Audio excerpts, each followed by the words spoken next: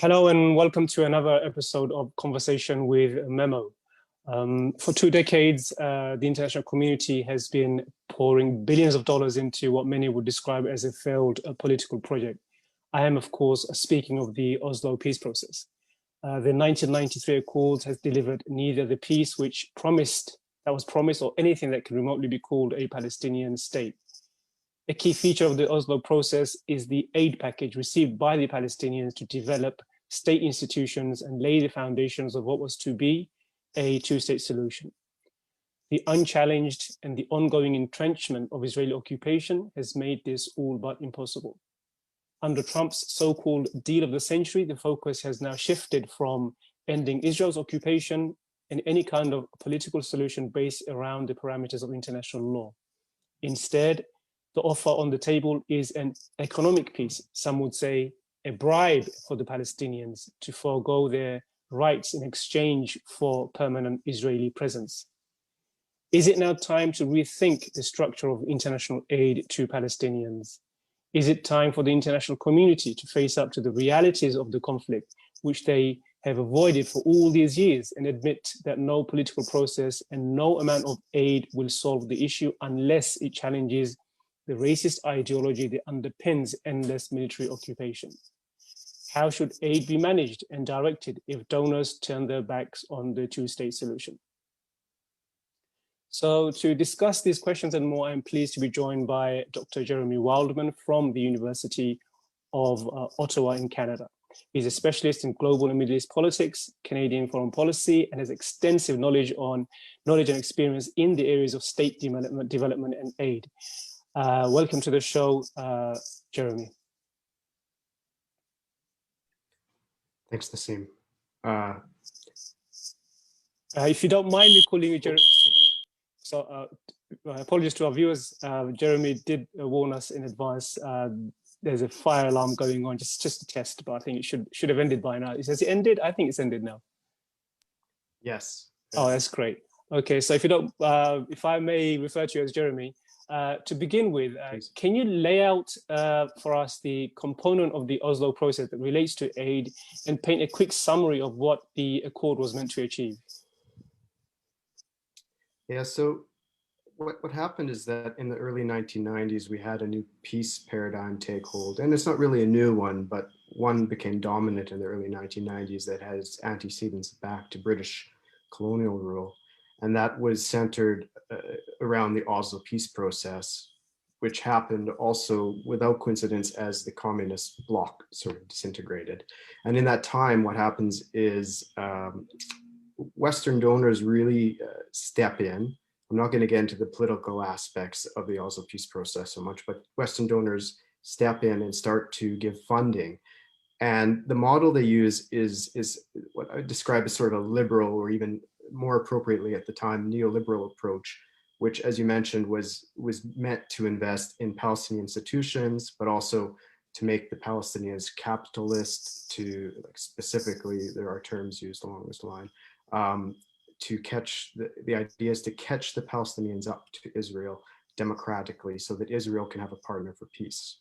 I know that might even sound a little bit offensive to some of the listeners, but that was the general attitude at the time, that this is a poor, undeveloped, less democratic society, and that for Israel to really live in peace in the region, it needs a partner that it could have for peace. It's not the only approach. That's sort of the liberal and neoliberal approach. Also, you had Western realists at the time that realized that for the Palestinians to agree to this accord, where the Palestinians were effectively surrendering their claim to lands in 1948 that the Palestinian refugees come from, in order to have a statelet, almost say a statelet on 22% of the historic Palestine, they needed to have something in return for participating in peace. So it's sort of an investment in peace. It provides some funding to make up for a deal that might look less than what Palestinians want. On the Palestinian side at the time, this is a sort of people in society who've been devastated by the Nakba, by half their population being turned into refugees, being removed to 20% of their historic land, constant conflict and actually a process of de-development where their economy had been shaped since 1967 to the benefit of the Israeli economy. So they needed funding as well to invest in their institutions.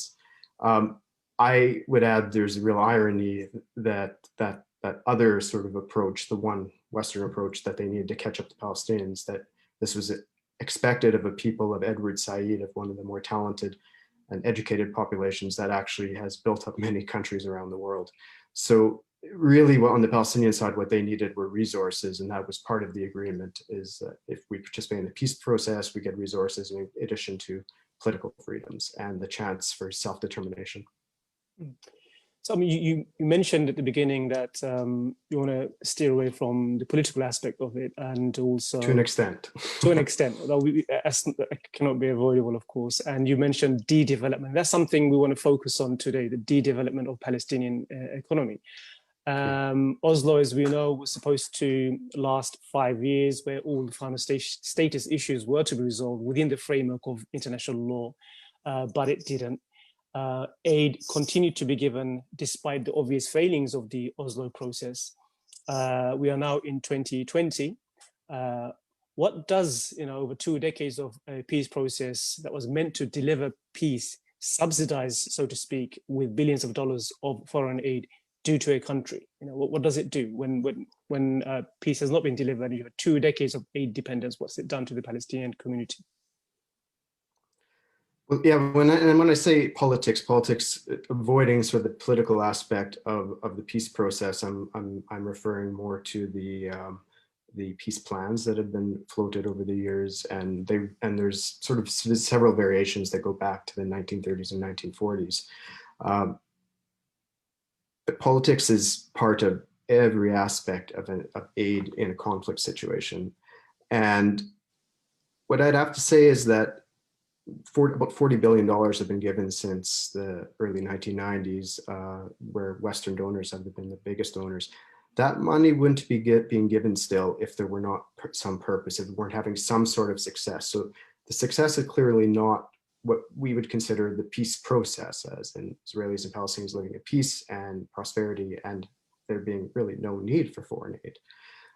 So it's being given for some reason. You have to look in between the lines. And one reason can be that unfortunately, it's probably the main reason right now, it maintains the status quo.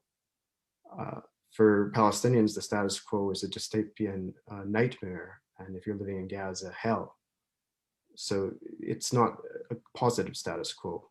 Another is genuine concern. And it's important to remember that donors who tend to be donor aid tends to be driven by Western donors. They're not homogenous, and there's genuine concern by many people around the world that if you withdrew the funding, that this would lead to a collapse in Palestinian services and well-being. And there's also a lot of Western donors who just can't think of any other way to support peace building than to at least keep funding moving in. And that's still based on that same model that technically, from a theoretical perspective, is still alive, even if there is effectively no peace process.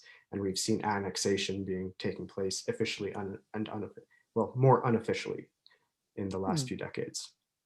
Yeah, I mean, we are in a different reality now, and many would say Oslo was dead many years ago. But aid, as you mentioned, continued to be poured in. And it's now led to a situation where we can speak of a de-development paradox, an aid development paradox, excuse me. Can you explain what that means and offer some examples of where the Palestinian economy has suffered more harm than good because of this paradox and this aid dependency, which has been created really in some would say just privilege Israel's ongoing annexation of Palestinian land and to buy time for a moment such as this, where Oslo is more or less dead and buried and a new chapter is about to begin.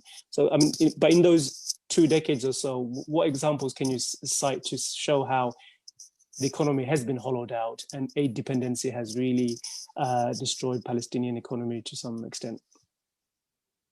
At the macroeconomic level, you can see how the Palestinian economy has been deindustrialized, what industry there was, and its agricultural sector has collapsed.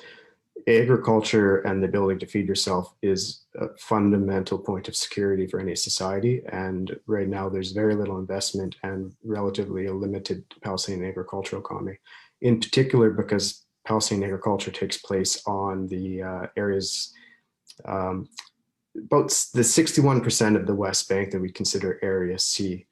And at the same time, when it comes to what drives the Palestinian economy, there has been foreign aid driving services, but also an economy that's become really centered on Palestinian laborers working in illegal settlements in the West Bank, and also just working in Israel, which their labor then benefits the development of Israel, much like any indentured or poorer labor around the world benefiting sort of richer societies, which then can free up their own labor to invest in higher technology.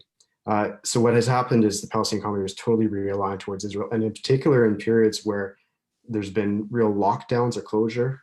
We are all familiar with lockdown and closure now. That has been a pretty consistent part of Palestinian life since around as long as Oslo's run. And in those periods, foreign aid has often had to come in and sustain the Palestinian economy, which creates this crazy sort of economic situation where you have Palestinians importing a great deal of goods, usually from Israel, but not being able to export, both because people can't move, because the economy can't function, and also there's many trade barriers that Israel puts up towards Palestinians, including in industries that might be competitive. Little examples can be when Palestinian telephone companies or ICT, let's say, are not allowed to upgrade their infrastructure at the same rate as Israeli ones in order for Israeli companies to poach Palestinian customers in the West Bank, because maybe maybe Cellcom can provide better service than Jawal because of this little sabotage. There's many sort of reasons that the Palestinian economy can't flourish in a system of inequality. And there seems to be a logical kind of paradox with the whole Oslo process. I mean, can you speak a bit about that? Because on the one hand, it's supposed to create Palestinian self-determination and a two-state solution, but what it seems to have done is, blocked any kind of emergence of a Palestinian economy and statehood, and done the opposite, which is to make Palestinians more and more dependent on the Israeli state. Can you speak a bit more about how that's happened? I mean, I know the IMF yearly produces reports showing how the occupation has stunted Palestinian economic growth, and how the occupation is denying Palestinians the ability to actually create and form these state structures and the economy to be able to realize a state. So can you speak a bit more about that? Well, every single sort of model for Israelis and Palestinians is that they're forced to live together. I mean, this is every sort of peace plan, every political outcome that has been modeled, realistic ones since British rule. And it's important to keep in mind, though, that in the process of partition, Westerners, who are dominant right now in the peace process, have really always been closer to Israel. They've seen it more as one of their own. They identify with it more. Western states are not homogenous, but they see it as one of their own in their region. And they tend, in general, and there's a lot of historical reasons too, such as the Holocaust and guilt from the Holocaust, and support for a Jewish national homeland, and also religious reasons in the West, that they've always favored the Israeli narrative, and the Palestinians have almost been an afterthought. So within this process, the Palestinians are always facing an issue where they are secondary to the West. They in their mind, it's almost like an afterthought that they should have self-determination rights in a state. They don't give up, and they keep driving the narrative. I mean, we've seen this occupation and colonization take place for decades now, and Palestinians have not given way. They remain on the land. They struggle for their rights, but it's a very challenging situation. And in many ways, Oslo now has captured them in a process where Israel keeps expanding and growing and benefiting from the Palestinians without having to provide much in return, really. I mean, it only takes. And the Palestinians move into tiny little Bantustans that structurally looks similar to the reservation system in Canada. Just moving gears slightly to speak more about the post-Oslo and what that means for aid to Palestinians. Unsurprisingly, foreign aid has been dwindling over recent years. Perhaps this is simply donor fatigue, as you spoke about, but I suspect that it has more to do with the fact that donors have reached the conclusion that the Oslo process is a failed process and a black hole that does not advance peace for the Palestinians and instead subsidizes Israeli occupation. So while on a political level, this makes sense, why pump more money into a project that's failed? But as we know, pulling aid has disastrous consequences for a country that has had its economy hollowed out by the occupation and also foreign aid to some extent. So what will be the humanitarian cost of this in Gaza and the West Bank, and how can Palestinians shield themselves from what may come if more and more aid is pulled out? It's a really open question what's going to happen because of COVID, right? And you do see a donor fatigue took place, particularly in the Trump years, where they're feeling a lot of Western donors even think that they are funding a status quo that actually harms the Palestinians. There's a certain level of realization. So you do see some pulling back funding where you haven't seen much. And I think this is where I said you need to read through the lines of where there's success has been seen. The security coordination has been seen as a success, where the Palestinians have had a security forces developed or trained by Palestinian Authority security force, I should say, not the local authorities in Gaza, had a security forces trained by the United States, Canada, European donors, and they coordinate with Israel and provide it with security in the main Palestinian population centers. And it's been relatively successful from the perspective that there's very few attacks or even strong resistance towards Israel from the West Bank. So you can probably depend on funding for Palestinian security sector to be maintained. But because the whole paradigm overall has failed, then you have a lot of donors saying, well, why should we be funding a process that is potentially harming the Palestinians? And is this good value for our taxpayers? A difference might be that the Biden administration may want to differentiate itself from Trump, and you might see a reinvestment in the, and I would actually expect a reinvestment in the Oslo paradigm and trying to revive it and sort of return to the Obama years of funding for the Palestinians. And this could come in a lot of ways. Some donors will want to force Palestinians to participate in peace talks at a government level and a people-to-people level. And I say force in the sense that you don't really have a political process taking place, but bringing people together to talk without necessarily an outcome happening, which has been what's been happening since Oslo began. And you might see some genuine investment in things like culture and in the main Palestinian population centers.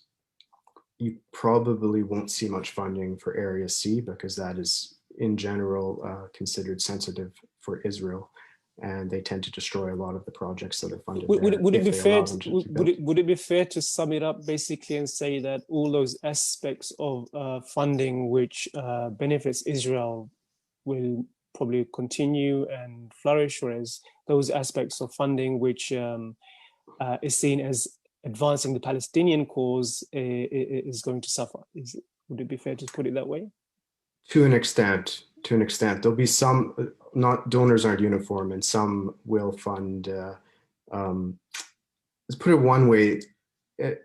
In general, the donors and the projects that are political by nature and political by nature of advocating for Palestinian rights as part of a peace process tend to have the hardest time and to be attacked or defunded. The ones that look non-political but are funding the status quo, they tend to have the easiest time when it comes to being funded and operating on the ground. I was wondering if I can get in a way, yes. Sorry. So in a way, yes. What your summary is that aid would continue to be probably funded structurally to the benefit of Israel with some variations. Mm. I was hoping to speak to you a little about what some of the theoretical aspects of Oslo and the inherent flaws within it. Cynics would say, wasn't it obvious that it would fail? You're an expert on development, state building. Is there another example on this planet where this sequence of state development, where money is poured in to build state institutions under the reality of a brutal occupation, before any kind of political settlement had been reached? Oslo, in development sense, is a prime example of putting the proverbial, in my view, cart before the horse. Why did they come up with a process which is contrary to what we see in other parts of the world, whether it be Iraq, Afghanistan, where development is pursued after political resolution, end of a conflict? So you have a solution after which you have development. But here in Oslo, you seem to have a development which is in advance of any kind of political resolution, recognition of rights, boundaries. Why did that happen? It was inevitable it would fail. Yeah, you're pretty much. I think this is an unfortunate case study that proves that point, that you cannot have development in a conflict situation without politics being attended to and a political peace process sitting at the front of any development. So instead, you are rewarding a status quo, and that status quo goes back to 1967 of the slow growth of Israel in Palestinian lands at the expense of Palestinian self-determination. It's really tough to think of other examples. There's a lot of reasons why that could have taken place, and it might come down to, in part, identity. And when you think of the early 1990s in particular, when you still have, there's a complex relationship between the West and the Middle East. In the West, when we think of Europe, that goes back to the Middle Ages, to the Crusades, to this feeling of otherness. In many ways, you could argue that even that the West identity was in part, when the Middle East and Muslim societies were the powerful societies, their identity was formed around a defensive mentality that these are the other people and we are the West. And so there's an identification process that Israel was more advanced, liberal, democratic, and at that time in the early 90s, that it wanted peace in the region. And I'm sure people in Israel would like peace in the region as well. But there was this feeling that probably the Palestinians and the Arabs were the main problem, that David versus Goliath sort of discussion around Israel. So if we can just develop the Palestinians, then Israel's automatically willing to live in peace. Problem is not, Israel is also a complex society, and there were many groups that wanted to settle and control all of historic Palestine. And this goes back, then we have to think back to the original peace models, which in the 1940s in general, the idea was that Palestinians and Israelis should be partitioned. And how that partition worked out is what we're fighting about to this day, like in India, like in Cyprus, who gets what land and where. And here we have one very weak people versus one very strong people. In the remaining 7 or so minutes we have, I want to speak to you about the future of aid to Palestinians. Occupation is not going to go away. If anything, it looks increasingly likely that it will become normalized, and Palestinians will be told to abandon their political aspirations for the promise of money and gold. How should aid now be structured in the short term and in the long term to ease at least the humanitarian pressure on Palestinians? Forget about the political aspects of self-determination, just on the humanitarian level. How should aid be structured in the short term and in the long term? Well, with the Trump administration, we really got that sort of realist look at what peace might look like from and this is not the American position, this is one element of the American position. And it reflected perhaps how the Netanyahu government views peace, which is that that in return for giving up sort of aspirations for statehood on all of the occupied Palestinian territory, the Palestinians would be bought off with goods, some funding. What that funding looked like was not very impressive and didn't look very much different from what it was getting under, the Palestinians were getting under Oslo. But the Trump administration had withdrawn a lot of funding, right? Like hundreds of millions of dollars from UNRWA alone for Palestinian refugees. And this was forcing the Palestinians into a corner with little funding in a COVID-19 crisis to accede to essentially financial force, accede to, and I would describe it as a negative peace. And that negative peace is what you have between Israel and Egypt since 1978 and Jordan and Egypt since 1994, where you don't see many tourists from each country visiting each other, because in general, the populations feel rather hostile towards each other. And that is centered on the fact that, and this is at the center of everything, that Palestinians don't have equal rights in the same land as Israelis. And any sort of peace and development model that isn't centered on equality of rights for everyone is always going to fail. It's always at best going to be a negative peace where you need to keep suppressing the Palestinians' desire for self-determination through force or through funding, and a combination of force and funding. And it doesn't work. It just keeps the problem suppressed. It isn't a positive peace where you see people freely engaged in commerce, in building institutions together, and commingling. It is sort of a dystopian reality that we live in now. And that's what we're funding. We're funding that status quo, avoiding the tough questions of finding what will a real positive peace be in the region. Is there a possibility? I mean, the Europeans have always maintained a stronger support for Oslo than the Americans. Could it work? I mean, on a political level, could they think of doubling down on some of the principles of Oslo with the added component of penalties for Israel if it blocks progress? Or will the Europeans also, given what's happening in the Middle East with the so-called Abraham Accords, simply tear up the entire process and maintain humanitarian assistance and wait for Palestinians to reframe and repackage their political agenda and support them in their efforts? But that's something way off. I mean, do you see that happening with the Europeans as well, waiting to see how the Palestinians reframe their political aspirations? In general, Europeans have followed the United States on this process. They've looked to the United States for political leadership. What they've acted at as a sort of cash cow. An aberration has sort of taken place with the Trump administration because the Europeans have been committed to Oslo, and they are looking for that. Their ideal would, even if maybe they have flaws in their approach, their ideal would be that positive peace I described, where people live comfortably with one another and are willing to live with one another in the region. But in general, they follow the United States. And there is, you are right, a threat with the Abraham Accords.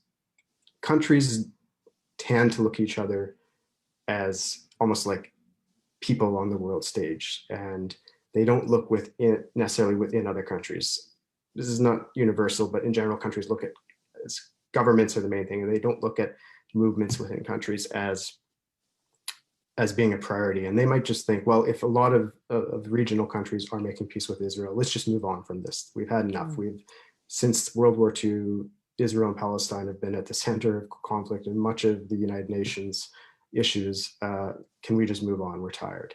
You might have that threat because Oslo seems to have failed. Maybe people just want to move on. And this looks like a new opportunity for peace. The challenge is that it's not necessarily a structurally sound peace, because it's again built on the suppression of Palestinians. And we just know that in the Muslim world and in the Arab world, there's a lot of sympathy for the Palestinian cause. Fortunately, we have. You can't just move on. Sorry to interrupt you. You can't move on without addressing the core issues. Yeah, of course. That's always the threat. I mean, the idea that you can simply buy peace or have an entire generation surrender all the historical rights. It's shoring up problems for the future. That's inevitable. Unfortunately, we have come to the end of our time, and I want to thank Dr. Jeremy Wildeman for joining us and giving us your insights and thoughts on this issue. Palestinians, as we know, on the aid front are likely to face a number of issues, and they'll be challenging. But we hope we can have another conversation another time on maybe post-Abraham Accords, what will be the reality of Palestinian statehood in the future.